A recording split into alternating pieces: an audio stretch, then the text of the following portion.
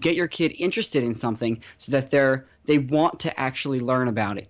And once they're able to find that thing that they're passionate about, they're then able to take it to places like a restaurant, to places, like events, things like that for people that show it around, and they're able to start their own little summer business, even if it's something that they don't want to do professionally, like was the case for me.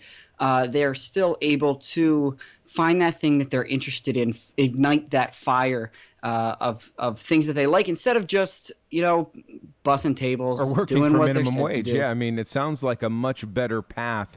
I think this is foreign to a lot of people that don't necessarily think this way, but as I'm hearing you describe it, we're talking with Jake Schwartz, jakeofspades.com. In fact, he's got a couple of shows coming up that if you, whether you like magic or not, if you're in the Pennsylvania area on the East Coast, you may want to check this out, because I think what you're saying, give parents an example of the kind of scratch, the kind of dough that a young guy who is working in a restaurant for free then translates those freebie gigs. I would imagine, first off, that you probably make tips if you're working for free at the restaurant in the first place. Is that accurate?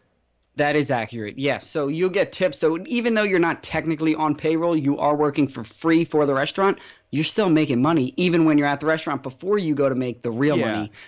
So automatically, you're probably making more than minimum wage just on the tips. So you're getting money on the front end. But what you're talking about is building something, and it's not unlike the Potbelly model, where they have folk singers or guitar players and things, and people performing at like a Potbelly sandwich shop. So this could be applied to all sorts of different things, not just magic, but give parents and students and young people an idea of, aside from the dough that you can pull down in tips at the restaurant, what is a young teenager able to pull in gigs and in private performances, birthday parties, anniversary parties, things like that.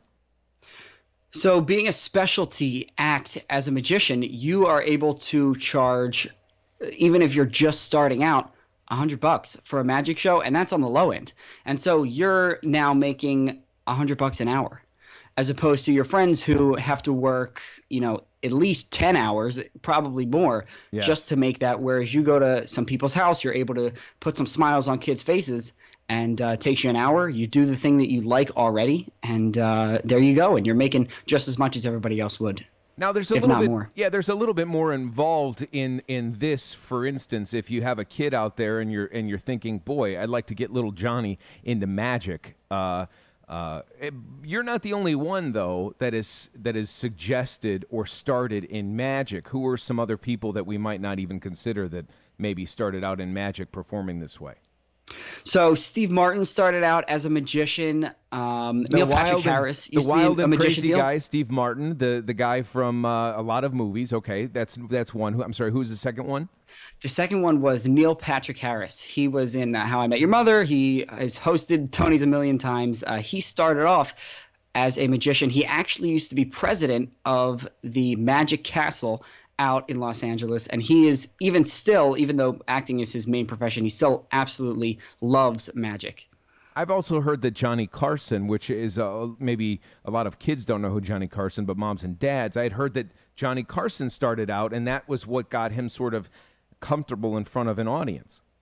Yeah, and that's one of the amazing things that magic will do for people, and for me, for professional magicians and non alike, is it kind of is able to provide a platform, a base that will set people up for success later in life, whatever they decide to do, even if they don't decide to go down a road to becoming famous.